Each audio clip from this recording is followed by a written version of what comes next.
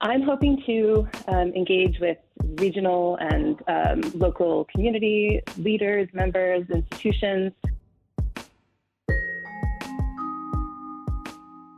Hi there, it's WAMC News Director Ian Pickus. And on this episode of the WAMC News Podcast, my conversation with the new head of the Albany Institute of History and Art. Well, last summer, Albany Institute of History and Art Executive Director Tammis Groft announced her retirement after more than 4 decades at the museum. Now the state's oldest museum says Buffalo native Kristen Oehlrich will take over June 1st. Oehlrich holds a PhD in the history of art and architecture and an MBA, both from Brown, and has also worked at Williams College and the Clark Art Institute in Williamstown, among many other postings. Well, first of all, what interested you in this position? Yeah, so the Capital Region and the Hudson Valley, broadly speaking, are home to a great many diverse social and political histories unfolding over hundreds of years. And intermeshed within these histories are simultaneously many rich cultural and artistic legacies that the museum encourages visitors to experience and learn about. This is through dynamic exhibitions, events, educational programs, or our archives. And within all of this, there's really something for everyone at the Albany Institute of History and Art. Well, tell us a little bit about you. What did you do before this? Sure. So before this, I was working at the Clark Museum in Williamstown, Massachusetts, and teaching at Williams College. And I've held leadership roles in a variety of nonprofit institutions throughout my career, including museums and cultural spaces. And I'm really thrilled to bring to this role over a decade of experience in arts leadership. And I really look forward to working with a wonderful staff, board, and community to lead the next chapter of the Albany Institute's remarkable history as New York's oldest museum. Well, it's such an interesting time for museums coming out of the pandemic, fingers crossed.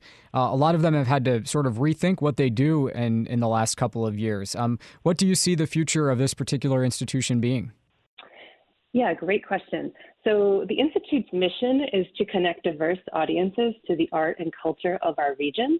And 2 of my primary goals as incoming director are to really strengthen those regional partnerships and further the representation of diverse histories and voices at the museum.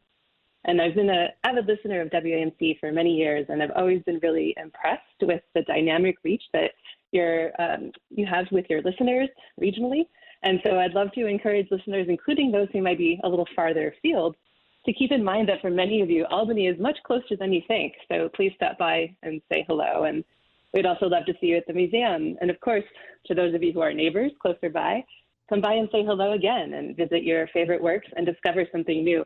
You know, it's always interesting. Every time I've been in the galleries recently, I've always heard visitors say things like, wow, I never knew this was here. So it's a really exciting place to be, and there's always something new to discover. Are you a fan of the Hudson River School? I am, and absolutely. We have some of the greatest works from that period on view at the museum in our permanent collection. What makes that period of art important in art history and American art history? Well, the Hudson River School painting is really one of the earliest American art movements, and it really focuses on the region of the Hudson Valley and the Capital Region in particular. So I think it's really a great resource to have really at our fingertips here at the institution, and it really helps folks connect to the history and legacies of the region when they come visit the museum. Let me circle back to something you said not long ago. You said one of your goals is to increase, representation of different types of populations within the museum's exhibits and holdings. What do you mean by that? Sure. What I mean by that is one of my primary goals is to take a good look at the history of what we've shown in the past and take a look at where we may have spaces to really engage in a deeper way with perhaps underrepresented artists, and take a look at our archives again and see where there might be some space to really engage with histories that maybe haven't been told or need to be retold in light of the kind of current events and situation. What kind of outreach do you plan to do on that front? I'm hoping to engage with regional and local community leaders, members, institutions.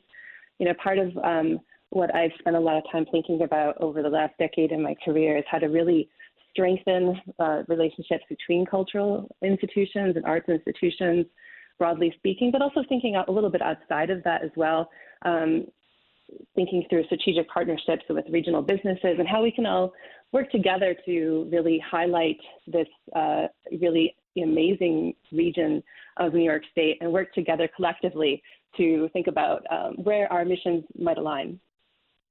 Well, I mentioned in the introduction that you're not officially starting the job until June. What has your preparation been like since this hire was announced and finalized?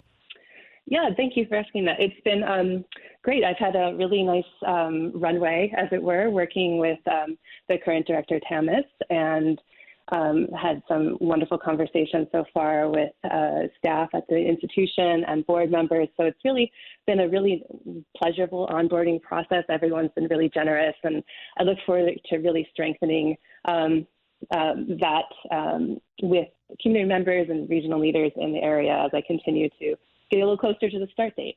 One thing that's great about the Albany Institute is, some stuff in the museum stays the same, like the mummies, of course, and then there are rotating exhibits that come in. Do you have a wish list of things that you'd like to do, exhibits that you're already starting to plan? I'm in conversation with some of the curatorial staff at the museum thus far. We're working on building out a calendar for the next couple of years. Some things I'd like to see would be representation of regional painters in the area, spotlighted, contemporary practicing artists. And then again, taking a really strong look at the archives through the lens of the current moment and seeing where there might be perhaps things that we may have overlooked in the collections. I have several, I think it's like 3,500 objects in those archives. So that's going to take some time, but I look forward to thinking really creatively about how to bring objects together and maybe things that haven't been on view in a while, bringing them to the light and in an exciting, dynamic way. Well, that's the new incoming director of the Albany Institute of History and Art, Kristen Oehlrich, and she officially begins June 1st. Thanks for taking the time to speak with us. We're excited to have you right down the street here in Albany, and congratulations. Thank you so much, Ian. All right, that does it for this episode of the WAMC News Podcast. Thanks so much for listening. Until next time, I'm Ian Pickus.